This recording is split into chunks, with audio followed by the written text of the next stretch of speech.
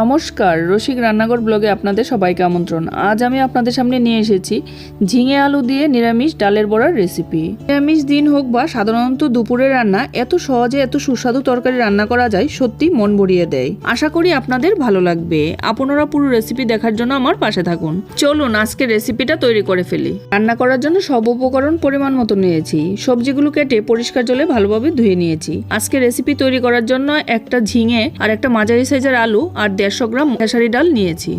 Mixture জারে 150 গ্রাম খেসারি ডাল, একটা কাঁচা লঙ্কা আর পরিমাণ মতো আদা নিয়ে ঢাকনা বন্ধ করে মিক্সিতে ব্লেন্ড করে নেব। ব্লেন্ডটা খুব মসৃণ করে করতে হবে। ব্লেন্ড করা হয়ে গেছে, ঢাকনা খুলে নেব। মিক্সিতে ভালো করে ব্লেন্ড করলে ডালের পেস্টটা হবে একেবারে মসৃণ। ডালের মিশ্রণটা বাটিতে নিয়ে নিয়েছি। হাফ চামচ হলুদ গুঁড়ো, স্বাদ মতো নুন, পরিমাণ মতো কালো জিরে দিয়ে ভালো করে হাত দিয়ে মেখে নেব। মসৃণ করা বাটা ডালটা এখন বড়া বানানোর জন্য একেবারে প্রস্তুত। এই ডালের পেস্ট দিয়ে তৈরি হবে মচমচে ফুলে ওঠা বড়া। চুলার আঁচ অন করে দিয়েছি।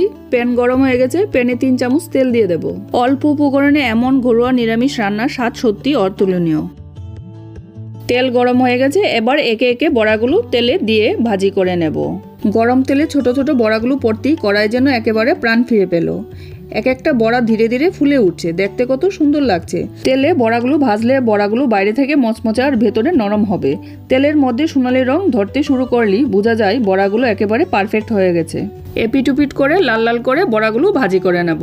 বড়া ভাজি হয়ে গেছে, বাটিতে উঠিয়ে নেব। গরমের দিনে গ্রাম বাংলার রান্নাঘরে সেই পুরনো দিনের স্বাদটা যেন আবার ফিরে এলো আজকের রান্নাঘরে।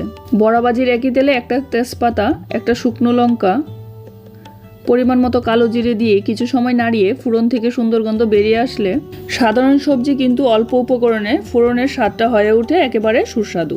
ফোড়ন থেকে সুন্দর গন্ধ বেরিয়ে আসলে হাফ চামচ হলুদ গুঁড়ো, হাফ চামচ লঙ্কার গুঁড়ো, স্বাদ মতো নুন, 1 চামচ জিরে গুঁড়ো দিয়ে কিছু সময় নাড়িয়ে মশলার সাথে সবজিগুলো মিশিয়ে নেব।